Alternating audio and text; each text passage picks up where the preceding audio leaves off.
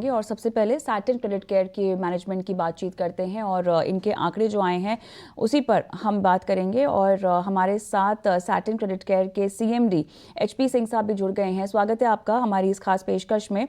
और नतीजे यहाँ पर काफ़ी स्ट्रॉन्ग सेट ऑफ नंबर्स आपने पेश किए हुए हैं और लगभग 1,000 करोड़ का डिसबर्समेंट्स का एक जो आंकड़ा आपने छुआ है उसके लिए मुबारकबाद। लेकिन अब सवाल ये होता है कि आगे की ये ग्रोथ है उसको लेकर आप कितने बुलिश हैं और आपकी क्या रणनीति जो है वो हो सकती है।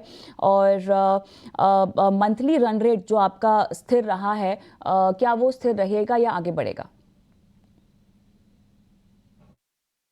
तो इस बार के हमारे नंबर्स, हमारा हाईएस्ट प्रॉफिट हमने लॉक किया है 9 महीने का, जो तकरीबन 308 करोड़ है।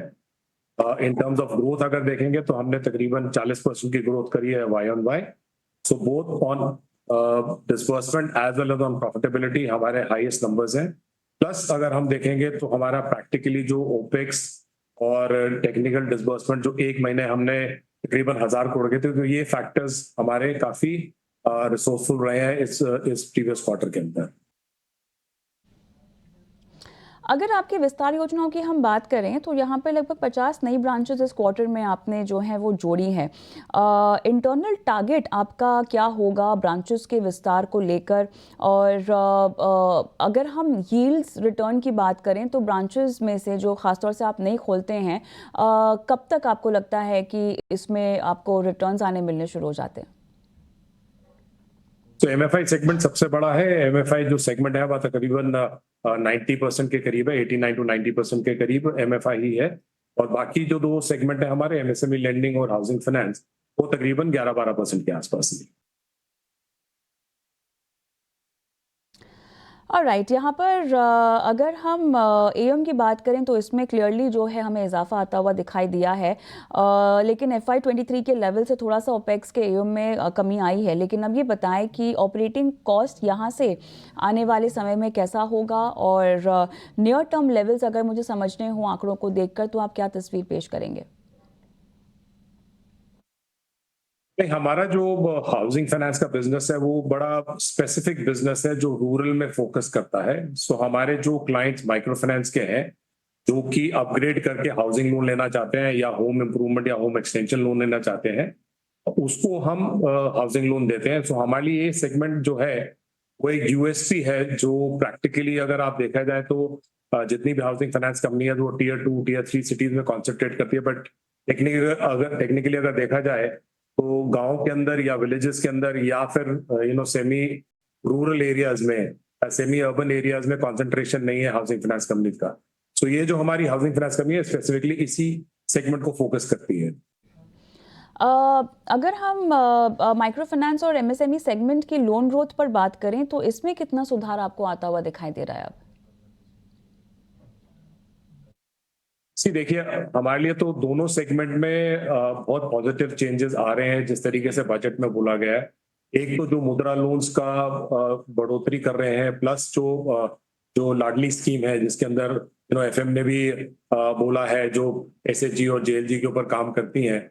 सो हम स्पेसिफिकली माइक्रो फाइनेंस में विमेन बोरोर्स को करते हैं, तो वहां पे भी हमारे को पॉजिटिव चेंजेस आ रहे हैं क्योंकि मुद्रा लोन अगर आएंगे तो हमारा डिमांड और हमारा जो ऑफटेक है वो काफी बढ़ेगा।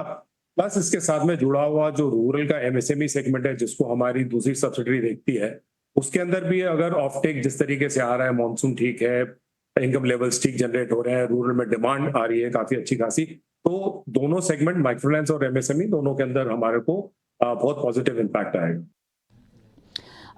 तमाम सेक्टर्स जो कि आपके बेड़े में है, ये बताइए इनको अगर डिमांड के लिहाज से हमें परखना हो तो आप कैसे उनको आंकेंगे? लोन डिमांड को लेकर किस तरह आगे बढ़ रही है? तो रूरल के अंदर जो स्पेसिफिक डिमांड एमएसएमई की आती है वो agriculture and agriculture allied activities में आता है।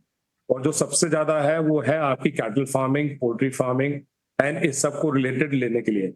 दूसरा जो बहुत बड़ा सेगमेंट आता है इसके बाद में वो है तकरीबन सर्विस सेक्टर का। सर्विस सेक्टर में जो कॉटेज इंडस्ट्रीज है, क्लस्टर जहाँ पे आप छोटे छोटे कारोबार होते हैं, वो इस सेगमेंट में आते हैं। अब जैसे मैं आपको बताऊंगा कि आगरा के आसपास जितने भी क्लस्टर बने हुए हैं वो प्रैक्टिकली शू अपर शू लोअर्स, क्योंकि शू एक्सपोर्ट होता है वहां पे काफी सारा, तो उस सर्विस एक्टिविटी में होता है। सो इन दोनों सेगमेंट को मिला के ही प्रैक्टिकली एमएसएमई बनता है जो रूरल के अंदर काम देता है। चलिए, बहुत बहुत धन्यवाद, आपने समय निकाला और हमसे खास बातचीत की, नतीजों पर अपनी राय रखी। और आशीष कपूर के साथ मैं जुड़ना चाहूँगी। आशीष, नतीजों पर आपका टेक और साथ ही जो मैनेजमेंट की बातचीत भी आपने सुनी, ख़ासतौर से लोन डिमांड और विस्तार योजना को लेकर आपका क्या व्यू बनता है स्टॉक पर? देखो, I am positive. I think company काफी अच्छा कर रही है और पिछले काफी क्वार्टर से लगातार रेगुलर ग्रोथ भी हो रहा है, और इनका return ratios, return on capital employed वगैरह सब अच्छा इंप्रूव हो रहे हैं।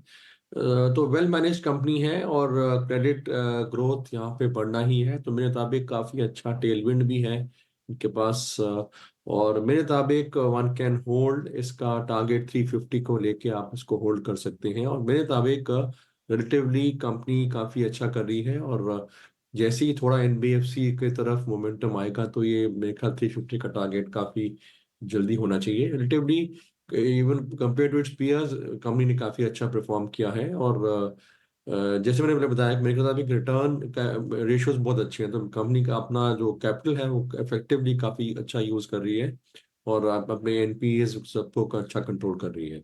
तो मेरे हिसाब से इसको डेफिनेटली होल्ड तो करना चाहिए, और बाय भी कर सकते हैं विद टारगेट ऑफ 350। 350 के टारगेट के लिए यहाँ पर खरीदारी भी की जा सकती है, सैटिन क्रेडिट कार्ड का आउटलुक बताते हुए।